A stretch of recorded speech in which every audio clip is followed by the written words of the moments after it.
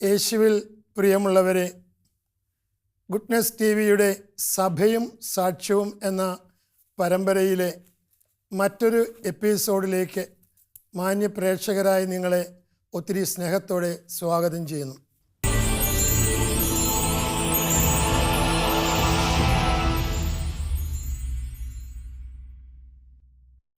കഴിഞ്ഞ തവണ നമ്മൾ ചിന്തിച്ചുകൊണ്ടിരുന്നത് കത്തോലിക്ക തിരുസഭയുടെ ഭരണ സംവിധാനത്തെക്കുറിച്ചായിരുന്നു.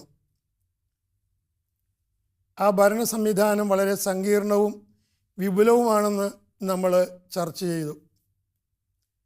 നമ്മൾ ഈ ആഴ്ചയിൽ ഈ ഭരണ സംവിധാനത്തെ സഹായിക്കുന്ന സഭാ നിയമങ്ങളെക്കുറിച്ച് ചിന്തിക്കുവാനും ചർച്ച ചെയ്യുവാനും ആഗ്രഹിക്കുകയാണ്. ഈ വിഷയം നമ്മളുമായിട്ട് പങ്കുവയ്ക്കുവാൻ നമ്മുടെ മധ്യയുള്ള സ്നേഹബഹുമാനപ്പെട്ട ഫിലിപ്പ് അച്ഛനെ നിങ്ങളുടെ പേരിൽ ഹൃദ്യമായി ഞാൻ സ്വാഗതം ചെയ്യുന്നു. പ്രിയപ്പെട്ട അച്ഛ, കഴിഞ്ഞ തവണ നമ്മൾ തിരുസഭയുടെ ഭരണ സംവിധാനങ്ങളെക്കുറിച്ച് സവിസ്തരം നമ്മൾ പ്രതിപാദിച്ചു. ഈ ഭരണ സംവിധാനം ഏറ്റവും മനോഹരമായി തീർക്കുവാനായിട്ട് സഭാ നിയമങ്ങൾ അല്ലെങ്കിൽ കാനൻ ലോ എത്രമാത്രം സഹായിക്കുന്നു എന്ന് ഒന്ന് വിവരിക്കുന്നത് നന്നായിരിക്കും എന്ന് തോന്നുന്നു. സഭാ നിയമങ്ങളെക്കുറിച്ച് ഇംഗ്ലീഷിൽ അതിനെ കാനൻ ലോ എന്നാണ് പറയുക. കാനൻ നിയമങ്ങൾ, അതിനെക്കുറിച്ച് വിശ്വാസികളുടെ ഇടയിൽ തന്നെ ശരിയായിട്ടുള്ള ഒരു അവബോധം ഉണ്ടോ എന്ന് സംശയമാണ്. ഞാൻ എല്ലാവരുടെയും കാര്യമല്ല പറയുന്നത്, ചുരുക്കം ചില ആളുകളുടെ ഇടയിലെങ്കിലും ഈ സഭാ നിയമങ്ങൾ തങ്ങൾക്ക് കൂടുതൽ ഭാരമാണ് നൽകുന്നത് എന്ന് ചിന്തിക്കുന്ന ആളുകളും ഇല്ലാതില്ല. എന്താണ് സഭാ നിയമങ്ങളുടെ ലക്ഷ്യം, അതിൻ്റെ പ്രസക്തി എന്താണ് എന്ന് നമ്മൾ അറിഞ്ഞിരിക്കുകയാണെങ്കിൽ സഭാ നിയമങ്ങളോടുള്ള നമ്മുടെ നിഷേധാത്മകമായിട്ടുള്ള മനോഭാവത്തിലൊരല്പം കുറവ് വരുമെന്നാണ് എനിക്ക് തോന്നുന്നത്. നമുക്കറിയാം, എല്ലാ സമൂഹങ്ങൾക്കും രാജ്യങ്ങൾക്കും സംഘടനകൾക്കും അവയുടേതായിട്ടുള്ള നിയമങ്ങളുണ്ട്. കൂടുതലും എഴുതപ്പെട്ട നിയമങ്ങളാണ്. മറ്റ് ചില സമൂഹങ്ങൾക്ക് എഴുതപ്പെടാത്ത ചില നിയമങ്ങൾ കാണും, പാരമ്പര്യങ്ങൾ കാണും. ഉദാഹരണമായിട്ട് ഗോത്രവർഗത്തിലെ നിയമങ്ങൾ, ആ നിയമങ്ങൾ പലതും, ഗോത്രവർഗങ്ങളിലെ നിയമങ്ങൾ പലതും എഴുതപ്പെടാത്ത നിയമങ്ങളാണ്, പാരമ്പര്യങ്ങളാണ്. അത് കൃത്യമായിട്ട് പാലിച്ചു പോരണം. പാലിച്ചു പോകുന്നില്ലെന്നുണ്ടെങ്കിൽ ആ ഗോത്രത്തലവന് ശിക്ഷാ നടപടി എടുക്കും. അപ്പോൾ എന്താണ് ഇതുപോലെയുള്ള നിയമങ്ങളുടെ ആവശ്യം? ഈ പറയുന്ന സംഘടനകൾക്ക്, രാജ്യങ്ങൾക്ക്, സമൂഹങ്ങൾക്ക്, ഇതൊക്കെ ഈവൻ ക്ലബ്ബുകൾക്ക് പോലും ചില നിയമങ്ങളുണ്ട്. അപ്പോൾ ഈ നിയമങ്ങളുടെ ലക്ഷ്യം എന്ന് പറയുമ്പോഴത്തേക്കും അതായത് പ്രഖ്യാപിതമായിട്ടുള്ള ലക്ഷ്യത്തിന് സഹായകമാകുക, അതിന് വേണ്ട വിധത്തിലുള്ള നിയമനിർമ്മാണം നടത്തുക എന്നുള്ളതാണ്. ആ ലക്ഷ്യത്തിൽ എത്തിച്ചേരാനായിട്ടുള്ള പടിയാണ്, അതിനുള്ള മാർഗമാണ്, അതിനെ സഹായിക്കുന്ന മാർഗമാണ് നിയമങ്ങൾ എന്ന് പറയുന്ന കാര്യത്തിൽ. ലക്ഷ്യത്തിൽ എത്തിച്ചേരാനായിട്ടുള്ള മാർഗങ്ങളാണ് ഈ കാനൻ ലോ അല്ലെങ്കിൽ സഭാ നിയമം. ഇത് നിർമ്മിക്കാനും അത് പ്രാവർത്തികമാക്കാനുമുള്ള അധികാരം ആർക്കാണ്? അതേക്കുറിച്ച് നമ്മൾ പറയുന്നതിന് മുമ്പായിട്ട് സഭാ നിയമത്തിൻ്റെ ലക്ഷ്യം, നമ്മൾ സഭാ നിയമത്തിൻ്റെ, നമ്മൾ രാഷ്ട്രത്തിൻ്റെ അല്ലെങ്കിൽ മറ്റ് സംഘടനകളുടെ ഒക്കെ നിയമത്തെക്കുറിച്ചാണ്, അതിൻ്റെ ലക്ഷ്യത്തെക്കുറിച്ചാണ് പറയുന്നത്. അപ്പോൾ അതിന് മുമ്പായിട്ട് നമ്മൾ സഭയുടെ നിയമങ്ങളുടെ ലക്ഷ്യം എന്താണ് എന്നുള്ളത് നമുക്ക് ചിന്തിക്കേണ്ടതായിട്ടുണ്ടെന്ന് എനിക്ക് തോന്നുന്നു. അപ്പോൾ ഈ രാഷ്ട്രങ്ങൾക്ക്, സമൂഹങ്ങൾക്ക്, സംഘടനകൾക്ക് നിയമം ഉള്ളതുപോലെ തന്നെ, കാരണം അതിൻ്റെ സംരക്ഷണത്തിന്, പ്രഖ്യാപിതമായിട്ടുള്ള ലക്ഷ്യത്തിൻ്റെ പൂർത്തീകരണത്തിന് സഹായകമാകത്തക്ക വിധത്തിലുള്ള നിയമം ഉള്ളതുപോലെ തന്നെ സഭാസമൂഹത്തിനും അതിൻ്റെ കെട്ടുറപ്പിന്, അതിൻ്റെ വളർച്ചയ്ക്ക്, അതിൻ്റെ ലക്ഷ്യപ്രാപ്തിക്ക് സഹായകമായിട്ടുള്ള നിയമങ്ങൾ സഭാസമൂഹത്തിലും രൂപം കൊണ്ടിട്ടുണ്ട് എന്നുള്ളതാണ് കാലാകാലങ്ങളിൽ. എന്താണ് സഭയുടെ ലക്ഷ്യം എന്ന് പറയുന്നത്? സഭാ സമൂഹത്തിൻ്റെ ലക്ഷ്യം, സഭ എപ്പോഴും ഒരു തീർത്ഥാടകയാണ്. ഈ ലോകത്തിൽ തീർത്ഥാടനം ചെയ്യുന്ന സമൂഹമാണ് സഭ. അതുകൊണ്ടാണ് തീർത്ഥാടക സഭ. അതായത് സ്വർഗത്തിൽ എത്തിച്ചേരുവോളം വിശ്വാസികൾ ഈ ഭൂമിയിൽ ജീവിക്കണം. അപ്പോൾ ഈ ഭൂമിയിലെ വിശ്വാസികളുടെ ജീവിതത്തെ നിയന്ത്രിക്കുന്ന, സ്വർഗത്തിൽ എത്തിച്ചേരാൻ തക്ക വിധത്തിൽ അവരെ സഹായിക്കുന്ന നിയമങ്ങളാണ് വാസ്തവത്തിൽ സഭാ നിയമങ്ങൾ എന്ന് പറയുന്നത്. അതിൽ സംഘടനകളായിട്ട് കാണും, അതിൽ വ്യക്തികളെ സംബന്ധിച്ചുള്ളൊരു നിയമങ്ങൾ കാണും, പ്രസ്ഥാനങ്ങളെ സംബന്ധിച്ചുള്ള നിയമങ്ങൾ കാണും. അപ്പോൾ ഇതെല്ലാം ഇതിൻ്റെ ആത്യന്തിക ലക്ഷ്യം എന്ന് പറയുന്നത് വിശ്വാസ സമൂഹത്തെ അതിൻ്റെ തീർത്ഥാടന ലക്ഷ്യത്തിൽ എത്തിച്ചേരാനായിട്ട് സഹായിക്കുക എന്നുള്ളതാണ് സഭാസമൂഹത്തിൻ്റെ ഈ സഭാ നിയമങ്ങളുടെ കാനൻ ലോയുടെ ആത്യന്തികമായിട്ടുള്ള ലക്ഷ്യം എന്നുള്ളതാണ്. അപ്പോൾ ഏത് നിയമം എടുത്താലും അങ്ങനെ തന്നെയാണ്. ഡയറക്റ്റായിട്ടോ ഇൻഡയറക്റ്റായിട്ടോ ഇതിന് സഹായകമായിട്ടുള്ളതാണ്. ഇനി സാറ് പറഞ്ഞ ചോദ്യം വളരെ പ്രസക്തമാണ്. ആരാണ് സഭയ്ക്ക് ഈ നിയമം നൽകിയിരിക്കുന്നത്? ഈ നിയമം നൽകാനുള്ള അധികാരം ആർക്കാണ്? ഇത് നടപ്പാക്കാനായിട്ടുള്ള അധികാരം ആർക്കാണ് എന്നുള്ളതാണ്. അപ്പോൾ സഭയ്ക്ക് ഈ അധികാരം നൽകിയത് നമുക്ക് സുവിശേഷത്തിൽ കാണാനായിട്ട് സാധിക്കും. സഭയുടെ നാഥനായിട്ടുള്ള യേശുക്രിസ്തുവാണ്. വിശുദ്ധ മത്തായിയുടെ സുവിശേഷം 16-ാം അധ്യായം 19-ാമത്തെ വാക്യത്തിലും 18-ാം അധ്യായം 18-ാമത്തെ വാക്യത്തിലും ഈ അധികാരം സഭയ്ക്ക് യേശുക്രിസ്തു നൽകി എന്ന് നമ്മൾ കാണുന്നുണ്ട്. സാർ ഒന്ന് വായിക്കാവോ? സ്വർഗരാജ്യത്തിൻ്റെ താക്കോലുകൾ നിനക്ക് ഞാൻ തരും. നീ ഭൂമിയിൽ കെട്ടുന്നതെല്ലാം സ്വർഗത്തിലും കെട്ടപ്പെട്ടിരിക്കും. നീ ഭൂമിയിൽ അഴിക്കുന്നതെല്ലാം സ്വർഗത്തിലും അഴിക്കപ്പെട്ടിരിക്കും. അത് പത്രോസിനും മറ്റ് അപ്പസ്തോലന്മാർക്കും കർത്താവ് നൽകിയിട്ടുള്ള അധികാരമാണ്. ഇതിനകത്ത് പറഞ്ഞിരിക്കുന്നത് ഇവിടെ മത്തായിയുടെ സുവിശേഷം 18-ാം അധ്യായം 18-ാമത്തെ വാക്യത്തിൽ പറയുന്നു, ഞാൻ നിങ്ങളോട് പറയുന്നു, നിങ്ങൾ ഭൂമിയിൽ കെട്ടുന്നതെല്ലാം സ്വർഗത്തിലും കെട്ടപ്പെട്ടിരിക്കും, നിങ്ങൾ ഭൂമിയിൽ അഴിക്കുന്നതെല്ലാം സ്വർഗത്തിലും അഴിക്കപ്പെട്ടിരിക്കും ഉള്ളതാണ്. അപ്പോൾ ഇവിടെ കെട്ടുകയും അഴിക്കുകയും ചെയ്യുക, ബൈൻഡിങ് ആൻഡ് ലൂസിങ്, ഇംഗ്ലീഷിലതാണ്. അത് യഹൂദരുടെ ഇടയിലുള്ളൊരു പ്രയോഗമാണ്, കെട്ടുകയും അഴിക്കുകയും ചെയ്യുക എന്ന് പറഞ്ഞു കഴിഞ്ഞാൽ അനുവാദം കൊടുക്കുകയും നിഷേധിക്കുകയും ചെയ്യുക. മലയാളത്തിൽ കെട്ടുകയും എന്ന് പറഞ്ഞാൽ നിഷേധിക്കുകയും അനുവദിക്കുകയും ചെയ്യുക എന്നുള്ളതാണ്. അപ്പോൾ ഇത് ഈ യഹൂദർ അഭിമാരുടെ, പ്രത്യേകിച്ച് ഈ നിയമജ്ഞരുടെയും ഫരിസേയരുടെയും ഒരു അധികാരത്തെ സൂചിപ്പിക്കാനായിട്ട് യഹൂദരുടെ ഇടയിൽ ഉപയോഗിക്കുന്ന ഒരു പദമാണ് വാസ്തവത്തിൽ കെട്ടുകഴിക്കുക. നിയമം നിർമ്മിക്കാനും അപ്പോൾ നിയമവുമായിട്ട് ബന്ധപ്പെട്ട ചില നിയന്ത്രണങ്ങൾ നൽകാനും ഒക്കെയുള്ള ഒരു അധികാരം, നിയമം നടപ്പാക്കാനുമായിട്ടുള്ള അധികാരം ഇവർക്കുണ്ട് എന്ന് സൂചിപ്പിക്കാൻ വേണ്ടിയിട്ടുള്ളതാണ്. അപ്പോൾ ഇവിടെ ഇതുതന്നെയാണ്, ഈ പ്രയോഗം എടുത്തിരിക്കുകയാണ്. കെട്ടാനും അഴിക്കാനുമുള്ള അധികാരം എന്ന് പറയുമ്പോഴത്തേക്കും നിയമം നിർമ്മിക്കാനും നിയമനിയന്ത്രണം നടത്താൻ നിയമത്തിൽ, അതുപോലെ തന്നെ നിയമത്തിൻ്റെ അതിനെ വിധിക്കാനുമായിട്ടുള്ള നടപ്പാക്കാനുമായിട്ടുള്ള ഒരു അവകാശം കൊടുത്തിരിക്കുന്നത് യേശുക്രിസ്തുവാണ്. അത് അപ്പസ്തോലന്മാർക്കാണ് നൽകിയിരിക്കുന്നത്. സഭയിലെ 12 അപ്പസ്തോലന്മാർക്കും അവരുടെ പിൻഗാമികൾക്കും നൽകപ്പെട്ടിരിക്കുന്ന ഒരു അവകാശമാണ് ഈ നിയമം നിർമ്മിക്കാനും അതുപോലെ തന്നെ നിയമം നടപ്പാക്കാനുമായിട്ടുള്ള ഒരു അവകാശം എന്നുള്ളത്. ഈ കാനൻ നിയമങ്ങൾ ഏത് കാലഘട്ടത്തിലാണ് നിലവിൽ വരുന്നത്? വാസ്തവത്തിൽ കത്തോലിക്ക സഭയുടെ ആരംഭം മുതൽ തന്നെ, സഭയുടെ ആരംഭം മുതൽ തന്നെ വാസ്തവത്തിൽ സഭാ നിയമങ്ങളും ഉണ്ടായിട്ടുണ്ട്.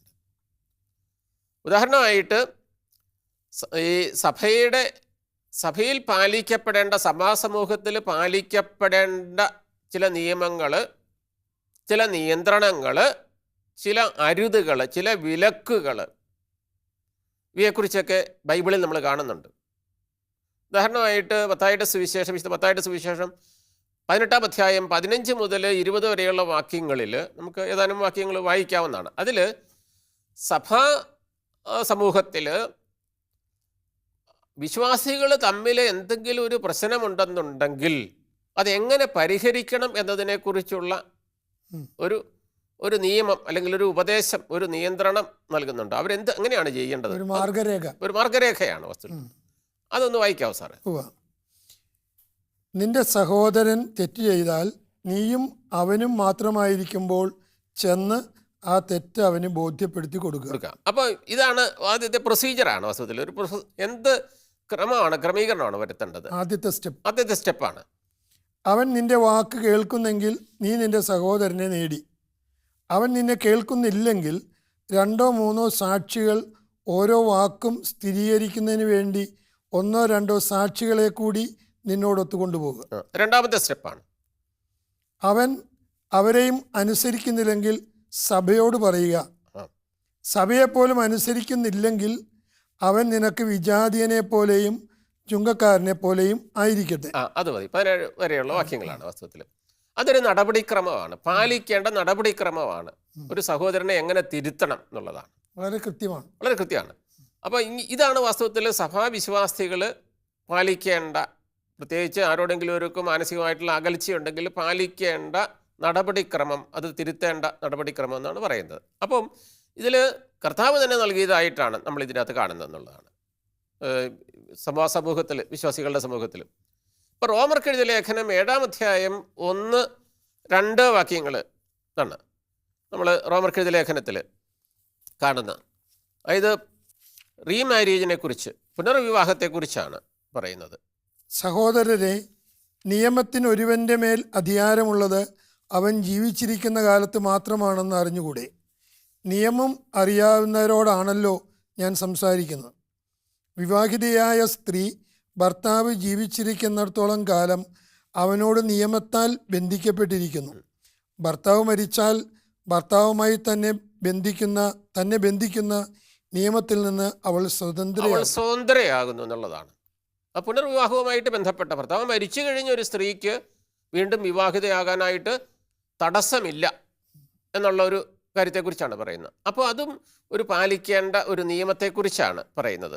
ഇതുപോലെ തന്നെ ഒരുപാട് നിയമങ്ങളെക്കുറിച്ച് പറയുന്നുണ്ട്. തിമോത്തിക്ക് എഴുതിയ ലേഖനത്തിൽ നമ്മൾ കാണുന്നുണ്ട്. 1 തിമോത്തി 2:9 മുതൽ 15 വരെയുള്ള വാക്യങ്ങൾ സ്ത്രീകൾ പാലിക്കേണ്ട ചില നിയമങ്ങളുണ്ട്. സഭാ സമൂഹത്തിലും അതുപോലെ തന്നെ സമൂഹത്തിലും ഒക്കെ പാലിക്കേണ്ട നിയമങ്ങളുണ്ട്. വേറൊന്നും വേണ്ട. അപ്പസ്തോല പ്രവർത്തനത്തിൽ 15-ാം അധ്യായത്തിൽ നമ്മൾ കാണുന്ന ഒരു കാര്യമുണ്ട്. സുനഗദോസ്, യെറൂസലേം കൗൺസിൽ, ആ സുനഗദോസിൽ എടുത്ത തീരുമാനം നോക്കുക. ആ തീരുമാനം എന്താണ്? ഒരു പ്രശ്നം വന്നു. ഈ പ്രശ്നം അവിടുത്തെ ചർച്ച ചെയ്തിട്ടൊരു തീരുമാനം എടുക്കുകയാണ്. പ്രശ്നം എന്താണ്? വിജാതീയരെ ക്രൈസ്തവ സമൂഹത്തിലേക്ക് സ്വീകരിക്കണമെങ്കിൽ അവരെ പരിച്ഛേദനം നടത്തണമോ വേണ്ടയോ എന്നുള്ളതാണ് ഇഷ്യൂ, എന്നാണ് പ്രശ്നം. അപ്പോൾ അതിന് അവരൊരു തീരുമാനം എടുക്കുകയാണ്. ആ തീരുമാനം ഒരു ബൈൻഡിങ് ആണ് വാസ്തവത്തിൽ. അപ്പം പരിച്ഛേദനം കൂടാതെ തന്നെ അവരെ വിശ്വാസ സമൂഹത്തിലേക്ക് സ്വീകരിക്കാം. പക്ഷേ മറ്റു ചില മാർഗങ്ങളും മറ്റു ചില കാര്യങ്ങളും അവർ ശ്രദ്ധിക്കണം. 15-ാം അധ്യായം 20-ാമത്തെ വാക്യത്തിൽ തന്നെ. പക്ഷെ അവർ പാലിക്കേണ്ട ചില കാര്യങ്ങളുണ്ട്, അവരെ ഓർമ്മിപ്പിക്കുകയാണ് വാസ്തവത്തിൽ. ഇതൊരു തീരുമാനമാണ്. അതായത് പരിച്ഛേദനം കൂടാതെ തന്നെ അവരെ സ്വീകരിക്കാം. പക്ഷേ അവർ വായിക്കാം സാറ് 15-20. എന്നാൽ അവർ വിഗ്രഹാരാധനയെ സംബന്ധിക്കുന്ന മാലിന്യത്തിൽ നിന്നും വ്യഭിചാരത്തിൽ നിന്നും കഴുത്ത് ഞെരിച്ച് കൊല്ലപ്പെട്ടവയിൽ നിന്നും രക്തത്തിൽ നിന്നും അകന്നിരിക്കാൻ അവർക്ക് എഴുതണം. അപ്പോൾ ഒരു നിർദ്ദേശമാണ് വാസ്തവത്തിൽ, ഒരു നിയമമാണ് വാസ്തവത്തിൽ കൊടുക്കുന്ന ഒരു കാര്യത്തെക്കുറിച്ച് ഒരു നിയമമാണ് കൊടുക്കുന്നത്. അപ്പോൾ അങ്ങനെ പല കാര്യങ്ങളെക്കുറിച്ച് അതുകൊണ്ടാണ് എന്ന് തുടങ്ങി എന്ന് ചോദിച്ചു കഴിഞ്ഞാൽ, അപ്പോൾ ഈ നിയമങ്ങൾ, സഭാ നിയമങ്ങൾ സഭയുടെ ആരംഭം മുതൽ തന്നെ ഉള്ളൊരു കാര്യമാണ് വാസ്തവത്തിൽ. സഭയുടെ അത് ലേഖനങ്ങളിലെല്ലാം കാണുന്ന കാര്യമാണ്. നമ്മൾ അതിലേക്ക് ഇപ്പം മെത്രാനാകാൻ വേണ്ട ആളുകളുടെ യോഗ്യത എന്നൊക്കെ പറഞ്ഞുകൊണ്ടുള്ള ചില മാനദണ്ഡങ്ങളുണ്ട്. ഈ നമ്മൾ തിമോത്തിക്ക് ലേഖനത്തിലൊക്കെ നമ്മൾ കാണുന്നൊരു കാര്യമാണ്. അപ്പോൾ ഇങ്ങനെ അതിൽ ആദ്യത്തെ പടി എന്ന് പറയുന്നത് സഭാ നിയമങ്ങളുടെ ആരംഭം എന്ന് പറയുന്നത് നമ്മൾ സഭയുടെ ആരംഭം തന്നെ ഉണ്ടായിരുന്നു. ഇനി രണ്ടാമതൊരു കാലഘട്ടം എന്ന് പറയുന്ന കാലക്രമത്തിൽ പല വിഷയങ്ങളോടും പല പ്രശ്നങ്ങളോടും ബന്ധപ്പെട്ട് സഭാസമൂഹത്തിൽ നമുക്കറിയാമല്ലോ, ആളുകളുടെ എണ്ണം കൂടുന്നതനുസരിച്ച് പ്രശ്നങ്ങളും ഉണ്ടാകും, ഇല്ലേ?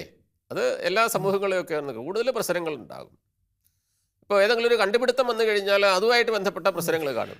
ട്രാഫിക്കുമായിട്ടൊക്കെ ബന്ധപ്പെട്ട പ്രശ്നങ്ങളും ഒക്കെ ഉണ്ടാകും. അപ്പോൾ അതിന് ട്രാഫിക്കിൻ്റെ നിയമങ്ങൾ കാണും. അപ്പോൾ ഇത് ഇങ്ങനെയാണ് വരുന്നത്. അപ്പോൾ സഭാ സമൂഹവുമായിട്ട് ബന്ധപ്പെട്ട പല പ്രശ്നങ്ങളും കാലക്രമത്തിൽ ഉണ്ടായി. അതുപോലെ വിഷയങ്ങളെക്കുറിച്ചുള്ള ചർച്ചകളുണ്ടായി. അപ്പോൾ ഈ ബന്ധപ്പെട്ട് ഈ പ്രശ്നങ്ങളും വിഷയങ്ങളുമായിട്ട് ബന്ധപ്പെട്ട പ്രാദേശിക സഭകളിൽ ചില തീരുമാനങ്ങളും നിയമങ്ങളും രൂപം കൊണ്ടു എന്നുള്ളതാണ്. ഇങ്ങനെ ഒരു പ്രശ്നം വരികയാണെങ്കിൽ എങ്ങനെ പരിഹരിക്കണം, പ്രശ്നം വരാതിരിക്കാനായിട്ട് എങ്ങനെ മുൻകരുതൽ ഉണ്ടാകണം എന്നുള്ളതിനെക്കുറിച്ച് അങ്ങനെ പ്രാദേശിക സഭകളിൽ പ്രാദേശിക ആയിട്ടുള്ള സഭകളിൽ സൂനകദോസുകളിൽ ഒക്കെ ഉണ്ടാകും. സാർവത്രിക സൂനകദോസുകളിലും ഒക്കെ ഇങ്ങനെയുള്ള ചില നിയമങ്ങൾ വന്നിട്ടുണ്ടെന്നുള്ളതാണ്. അതുപോലെ തന്നെ മാർപ്പാപ്പന്മാർ തങ്ങളുടെ അധികാരം ഉപയോഗിച്ച് സഭയ്ക്ക് വേണ്ടി പുറപ്പെടുവിച്ച കൽപ്പനകൾ കാണും, ഉത്തരവുകൾ കാണും. വാസ്തവത്തിൽ ചില കാര്യങ്ങളുമായിട്ട് ബന്ധപ്പെട്ട മാർപ്പാപ്പയുടെ ഉത്തരവുകൾ കാണും. അപ്പം ഇങ്ങനെ കാലാകാലങ്ങളിൽ സഭാ സമൂഹത്തിൽ ഉത്തരവാദിത്തപ്പെട്ട ആളുകളുടെ തീരുമാനങ്ങളും അവരുണ്ടാക്കിയ നിയമങ്ങളും പ്രത്യേകിച്ച് മാർപ്പാപ്പന്മാരുടെ കൽപ്പനകളും എല്ലാം ഇങ്ങനെ നിയമങ്ങളായിട്ട് ആളുകൾ അംഗീകരിച്ചിരുന്നു. അപ്പം ഇങ്ങനെ നിലവിലിരുന്ന സഭാ സമൂഹത്തിലുണ്ടായിരുന്ന ഈ പറയുന്ന നിയമങ്ങൾ, കൽപ്പനകൾ ഇതെല്ലാം പിന്നീട് ക്രോഡീകരിക്കപ്പെട്ടു എന്നുള്ളതാണ്. അതൊരു വളരെ പ്രധാനപ്പെട്ട ഘട്ടമാണ്.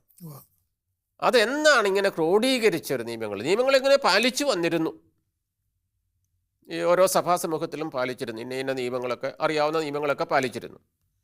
പക്ഷേ സഭയിൽ ഇങ്ങനെ കാലാകാലങ്ങളിൽ രൂപം കൊണ്ട നിലവിലിരുന്നതുമായിട്ടുള്ള വിവിധങ്ങളായിട്ടുള്ള നിയമങ്ങൾ 1917 ബെനഡിക്റ്റ് 15 മാർപ്പാപ്പയുടെ ഭരണകാലത്ത് അത് ക്രോഡീകരിച്ച് പ്രസിദ്ധീകരിച്ചു എന്നുള്ളതാണ്.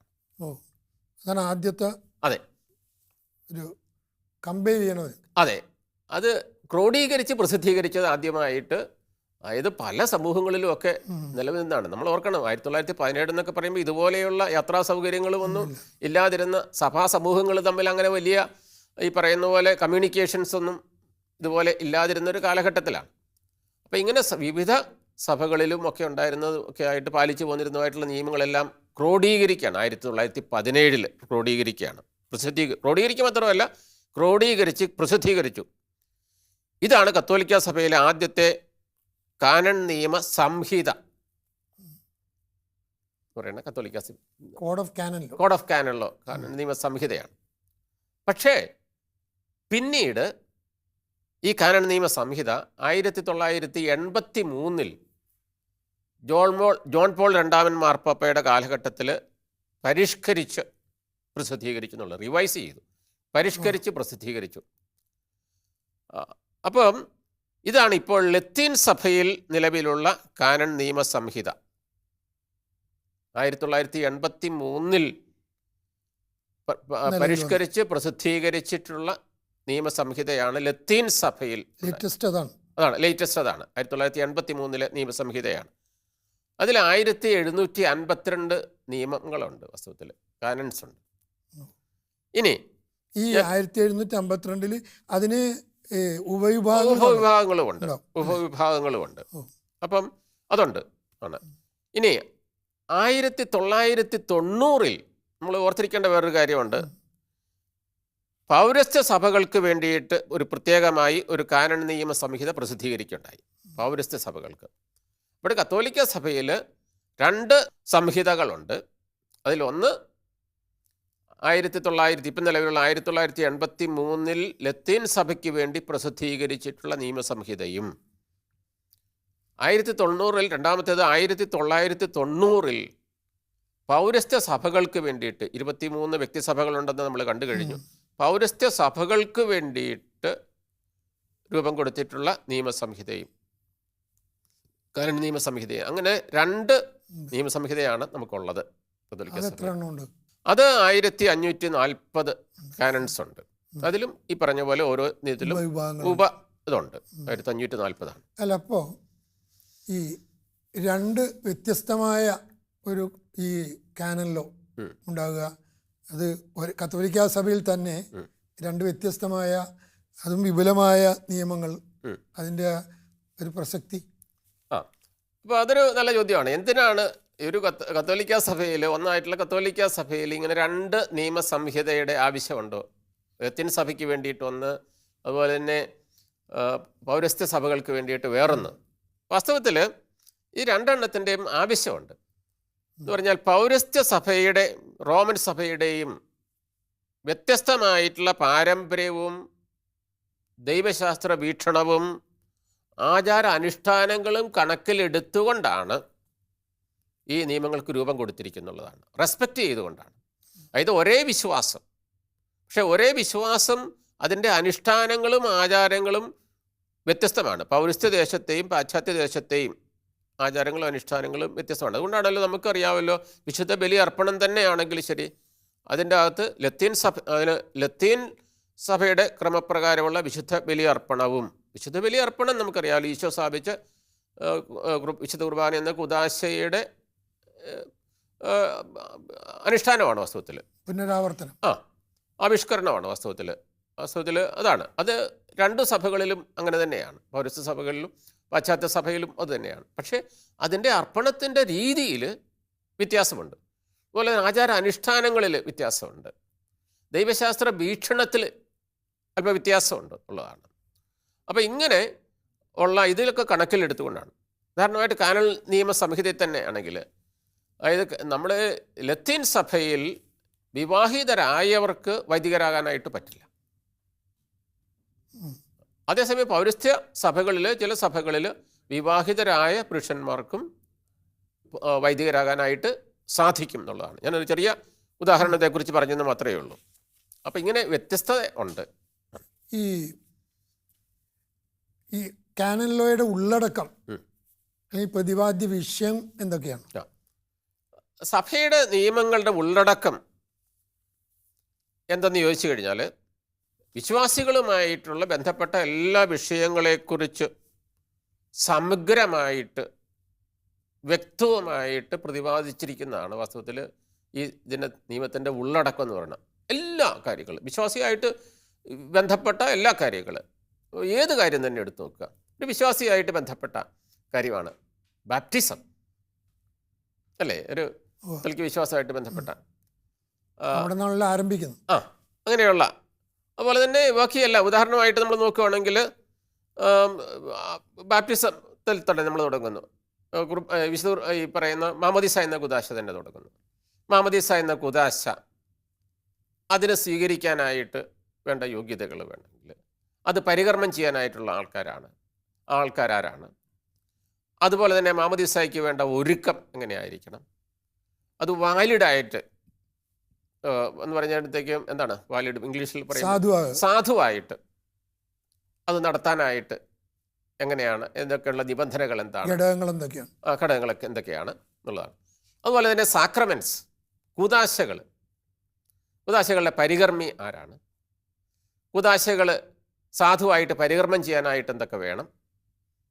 ഇങ്ങനെയുള്ള എല്ലാ കുദാശകളെക്കുറിച്ചും ഓരോ ഇതിനെക്കുറിച്ച്, സ്വീകർത്താവ്, അതുപോലെ തന്നെ അതിൻ്റെ പരികർമ്മി. അപ്പോൾ ഇത് നിയമപരമായിട്ട് ഇത് പരികർമ്മം ചെയ്യാനായിട്ട് ആരൊക്കെയാണ് സാധിക്കുന്നത്? ഇങ്ങനെയുള്ള കാര്യങ്ങളുമായിട്ട് ബന്ധപ്പെട്ട കാര്യങ്ങൾ, എങ്ങനെ പരികർമ്മം ചെയ്യണം, ഇങ്ങനെയുള്ള കാര്യങ്ങളെല്ലാം പറയുന്ന വിശുദ്ധ കുർബാന പ്രത്യേകിച്ച്. അപ്പോൾ ഇങ്ങനെയുള്ള കാര്യങ്ങൾ, അതുപോലെ തന്നെ ഇതുമായിട്ട് ബന്ധപ്പെട്ട കാര്യങ്ങൾ എന്ന് പറഞ്ഞാൽ ഓരോ കുദാശയെക്കുറിച്ചും വ്യക്തമായിട്ടുള്ള കാഴ്ചപ്പാടുണ്ട്. അതുപോലെ തന്നെ വിശുദ്ധ കുർബാനയെക്കുറിച്ച് തന്നെ നമ്മൾ എടുത്തു നോക്കുക. നമ്മൾ വിശുദ്ധ കുർബാനയിൽ നമ്മൾ ഇത്ര നിസ്സാരമെന്ന് നമുക്ക് തോന്നുന്ന ചില കാര്യങ്ങൾ പോലും, അതുകൊണ്ട് സമഗ്രമായിട്ടുള്ള ഒരു കാര്യത്തെക്കുറിച്ചാണ്. വിശുദ്ധ കുർബാന, ഒരു വൈദികൻ എത്ര വിശുദ്ധ കുർബാന ഒരു ദിവസം അർപ്പിക്കാനായിട്ട് സാധിക്കും, അതിനെന്തെങ്കിലുമൊക്കെ ഇളവുണ്ടോ, ഇങ്ങനെയുള്ള അതിനൊക്കെ നിയതമായിട്ടുള്ളതാണ്. അതുപോലെ തന്നെ സഭയുടെ ഈ രൂപതകളെക്കുറിച്ച്, രൂപത അധ്യക്ഷനെക്കുറിച്ച്, രൂപതാധ്യക്ഷൻ്റെ ചുമതലകളെക്കുറിച്ച്, രൂപതാധ്യക്ഷൻ എങ്ങനെയായിരിക്കണം അദ്ദേഹത്തിൻ്റെ ജീവിതശൈലി എന്നുള്ളതിനെക്കുറിച്ചുമൊക്കെ ഉണ്ട് വാസ്തവത്തിൽ. വൈദികരെക്കുറിച്ച്, വൈദിക പരിശീലനത്തെക്കുറിച്ച്, വൈദിക പരിശീലനത്തിന് ഏർപ്പെടുന്ന ആളുകളെക്കുറിച്ച്, വൈദികാർത്ഥിയെക്കുറിച്ച്, വൈദികാർത്ഥികളുടെ യോഗ്യതകളെക്കുറിച്ച്, അതുപോലെ തന്നെ മെത്രാൻ്റെ ആയിരിക്കുന്ന ആളുടെ യോഗ്യതകളെക്കുറിച്ച്, ഇതെല്ലാം ഇങ്ങനെയുള്ള. അതുപോലെ തന്നെ ഇടവകകളുടെ രൂപീകരണത്തെക്കുറിച്ച്, ഇടവകയുടെ അല്ലെങ്കിൽ സഭയുടെ സ്വത്തുക്കളുടെ ഇതേക്കുറിച്ച്. അപ്പോൾ ഇങ്ങനെ നമ്മൾ നോക്കുമ്പോഴത്തേക്ക്, അതുപോലെ തന്നെ അസോസിയേഷൻസ്, സഭാസമൂഹത്തിൽ വിവിധങ്ങളായിട്ടുള്ള സംഘടനകളുണ്ട്. ഈ സംഘടനകളെക്കുറിച്ച് ഇതെല്ലാം, അതായത് ഒരു മനുഷ്യൻ്റെ ജീവിതവുമായിട്ട്, വിശ്വാസ ജീവിതവുമായിട്ട് ബന്ധപ്പെട്ട, ഇപ്പം മരണത്തെക്കുറിച്ച് തന്നെ ഓർക്കുക, മരണവുമായിട്ട് ബന്ധപ്പെട്ട കാര്യങ്ങൾ, ശവസംസ്കാര കർമ്മത്തെക്കുറിച്ച്, അപ്പോൾ ഇങ്ങനെ ആർക്കൊക്കെ ശവസംസ്കാരം നിഷേധിക്കുന്നു, ഇതുപോലും അതുണ്ട്, എന്ത് സാഹചര്യത്താൽ നിഷേധിക്കുന്നു, ഇങ്ങനെയുള്ള എല്ലാ കാര്യങ്ങളെക്കുറിച്ചും ഇതാണ്. അതുപോലെ തന്നെ ശിക്ഷണ നടപടികളെക്കുറിച്ചുണ്ട്, ശിക്ഷാ നടപടിയെക്കുറിച്ച് നമുക്ക് നമ്മുടെ സമയം തീരാൻ പോവുകയാണ്. നമുക്ക് ഈ ബാക്കി വിഷയങ്ങൾ ഈ വിഷയം നമുക്ക് അടുത്ത എപ്പിസോഡിൽ തുടരാമെന്ന് വിചാരിക്കുന്നു. പ്രിയമുള്ളവരെ, ഈ എപ്പിസോഡ് നമ്മളിവിടെ അവസാനിപ്പിക്കുകയാണ്. നമ്മളിന്ന് ഈ എപ്പിസോഡിൽ കണ്ടുകൊണ്ടിരുന്നത് തിരുസഭയുടെ ഭരണ സംവിധാനത്തിൽ എങ്ങനെയാണ് സഭാ നിയമങ്ങൾ, കാനൻ ലോ പ്രസക്തമാകുന്നത്, അതിൻ്റെ പ്രസക്തി എന്താണെന്നും അതിൻ്റെ ആവശ്യം എന്താണെന്നും നമ്മൾ ചിന്തിക്കുകയായിരുന്നു. നമ്മൾ ഈ വിഷയം ഇവിടെ ഇന്ന് പൂർത്തീകരിച്ചിട്ടില്ല. അടുത്ത ആഴ്ച വീണ്ടും നമ്മൾ ഈ വിഷയം തുടരുന്നതാണ്.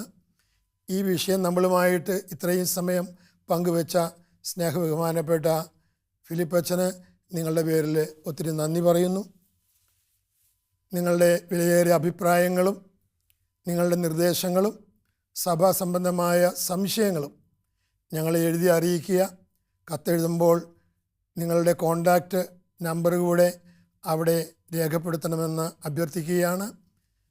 കത്തുകൾ അയക്കേണ്ട മേൽവിലാസം: ദ പ്രൊഡ്യൂസർ, സഭയും സാക്ഷ്യവും, goodness TV, divine vision complex, Muringoor PO, Chalakudy 680309. മറ്റൊരു എപ്പിസോഡുമായി നമ്മൾ വീണ്ടും കണ്ടുമുട്ടുന്നതുവരെ നിങ്ങൾക്കെല്ലാവർക്കും നന്ദി, നമസ്കാരം.